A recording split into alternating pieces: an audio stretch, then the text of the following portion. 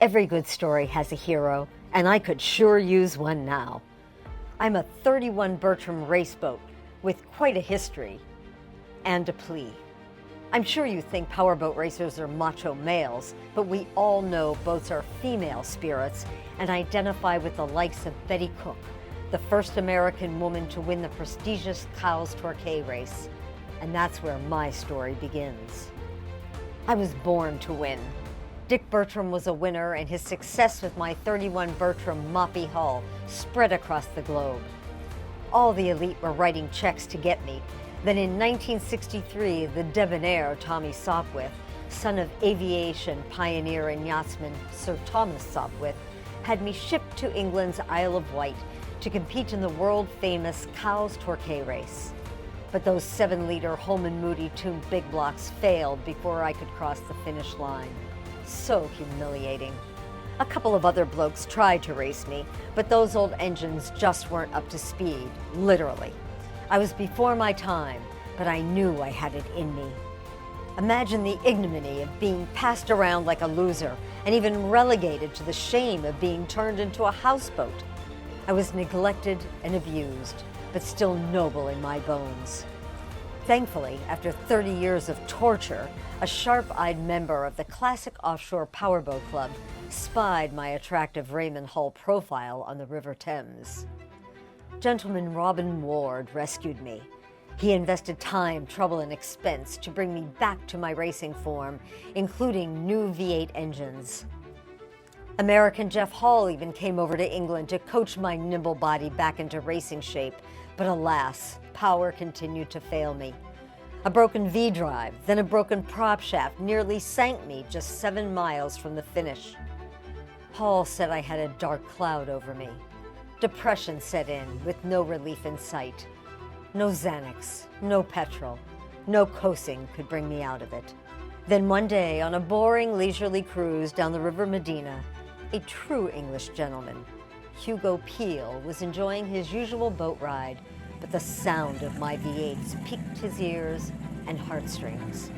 He knew that sound, and when he turned his head, tears came to his eyes, recalling when as a wee lad he saw me with Tommy Sopwith at the helm, making my way to the start in that first Cowes-Torquay race.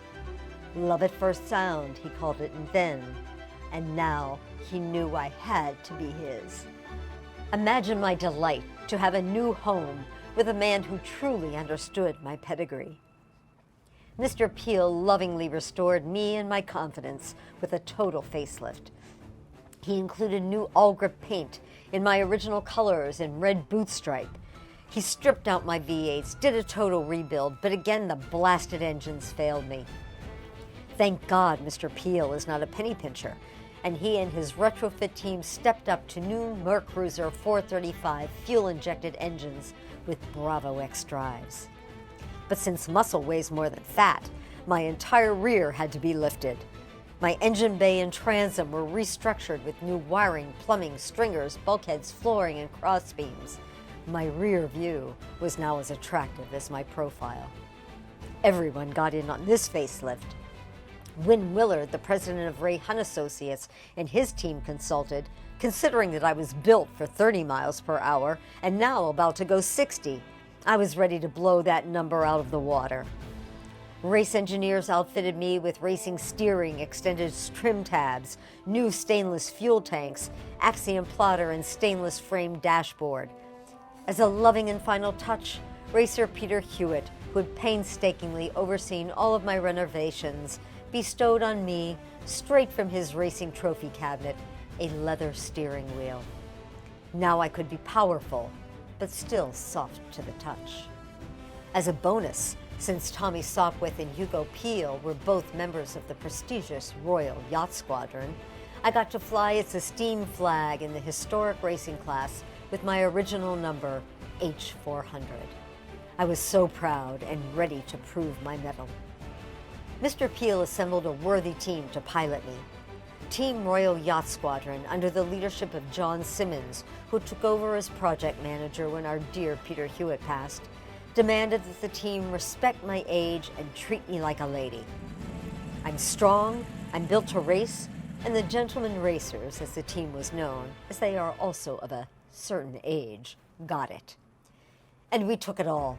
For 3 years, Team Royal Yacht Squadron repeatedly took me, Thunderstreak, to the podium, and we gathered trophy after trophy, my hull amassing an astounding number of badges, testifying to my winning streak.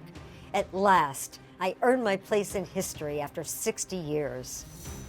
And at the 63rd running of the Cowes-Torquay Powerboat Festival, we again proved our moxie despite torrential rains, squalls, and treacherous seas. We surpassed bigger and more powerful boats, taking second overall and first in my class in the Cowes-Pool-Cowes race. We were awarded 10 trophies at the post-race ceremony, including the best presented boat and oldest driver. Mr. Peel is even older than me. But then I heard the dreadful news. Having achieved their mission, the team was retiring. Having risen from under the dark cloud to success, I am now on the chopping block. I know Mr. Peel loves me dearly, but after spending so much time with me, Mrs. Peel is now his top woman. Like a discarded mistress, I am being left to find a new home. Despite the unfortunate circumstances, Mr. Peel has maintained me beautifully, and Mr. Simmons has ensured I look and act my best with new paint, even under the hatches, as my engines were removed and overhauled, now with new manifolds. Clearly, I have been well loved in my more recent years, making up for the abuse of my youth. And my fate is now in the hands of Englishman Hugh Rayner of Bertram International Yacht Brokers and American Jeremy Cohen of Seabound Yachts. I am in my prime and do not want to retire. I deserve a new love who will treat me with the same respect and adoration as did Mr. Peel. I want to come home. I've enjoyed my life in England, but I am an American with strong Miami DNA. I want to race, be a pace boat, go to poker runs, and show off my vintage flair. I am not an antique. I am a mature woman of strong body and spirit. I want you to feel my power. I want waves under my hull, wind in my face. Please, I beg of you, I need a hero now.